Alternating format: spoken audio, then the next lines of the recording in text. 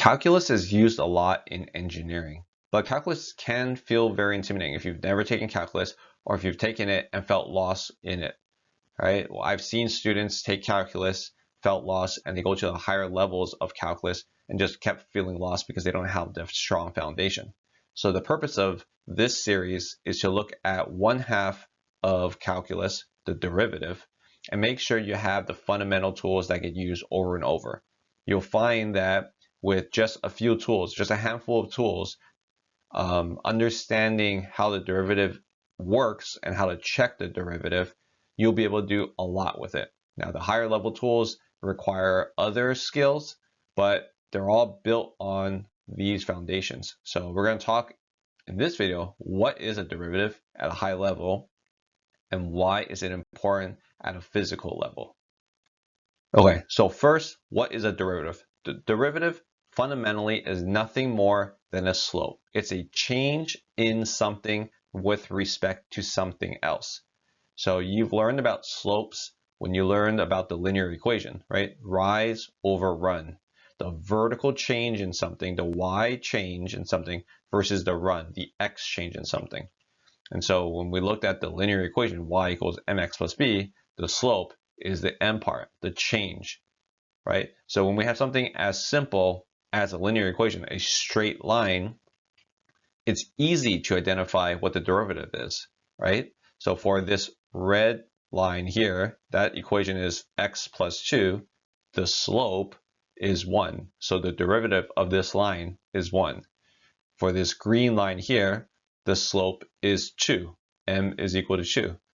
For this purple line here, the slope is -3, right? So that's easy because along any of these lines, the slope is not changing. The slope is constant all across.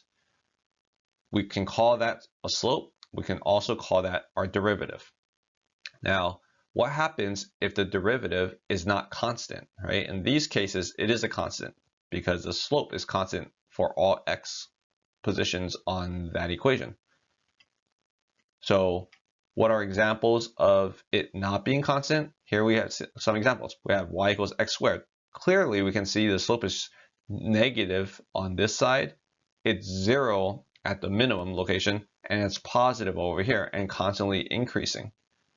Here we have the natural log of x. We can see that the slope is changing. It's reaching some kind of asymptote, it looks like. Here we have sine x, and we know sine x from the previous series on trig. We have oscillation. So if it's oscillating, then we know our derivative must also be oscillating. So how do we find these? We find that the derivative, which is written as d something, right? So derivative of the function y with respect to what? With respect to x, right? This horizontal position. For x squared, we find that it's 2x. That's shown in the dashed red line. For natural log x, it's 1 over x, shown in the dashed green line. For y equals sine x, it's cosine x is the derivative. And we'll talk more about it.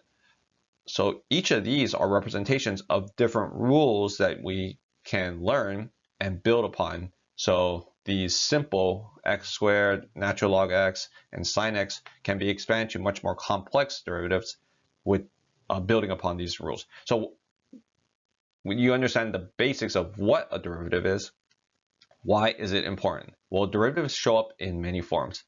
Two of the most common forms that come up are, one, the rate change. So d of some function dt. So the change in some property with respect to time.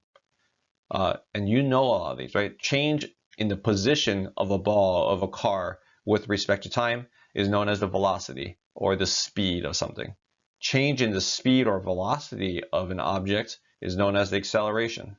Change in the charge that goes through a system is known as the current. So there's a lot of things that we look at from this rate perspective, and that's a dt, or a change in time perspective.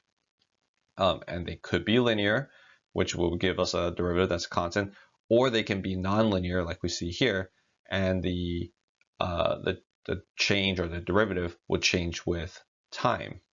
So rate change, a dt change, is one very common form. A spatial change or spatial gradient is also another one. So instead of how's this property changing with respect to time, we might be asking how's this property changing with respect to position, right? Whether it be x, y, or z. And so some examples of this is a temperature gradient. So you could envision how's the temperature changing across a system. Maybe it's heated on one side and cooled at another side. There's a lot of thermal systems that you would need to think about it from a manufacturing perspective, from transportation. Think about an engine, think about your computer or your phone, and you're trying to cool the system. There's going to be a temperature gradient across it. You can have a velocity gradient. And you can think about a common one for fluid dynamics class is flow through a pipe, right? So you have something known as a no-slip boundary condition. So you have the flow is 0 at the walls, and then there's a parabolic shape and it's a max at the center, or flow over like an airfoil, a wing. There is a gradient, there's a velocity gradient. That velocity gradient tells you a lot about the forces that are applied, about the behavior that flow has on the object it's flowing across or through. And then we have pressure gradient through a pipe. We often look at pressure gradients through a jet engine, a compressor, or a turbine. You want to know what that pressure change is, so you can look at the pressure gradient across that component. So very, very important. There's a lot of other pieces, but rate change, a dt, and spatial gradients, a dx component, are very common ones that we'll look at. So through this series, we're going to look at the fundamental rules from a mathematical perspective of how to solve for derivatives. We'll build upon those tools, and just watching these few videos, you should have a strong foundation of what the derivative is used for, and then we'll look at some applications where you can look at them in a combined form connected to a physical system.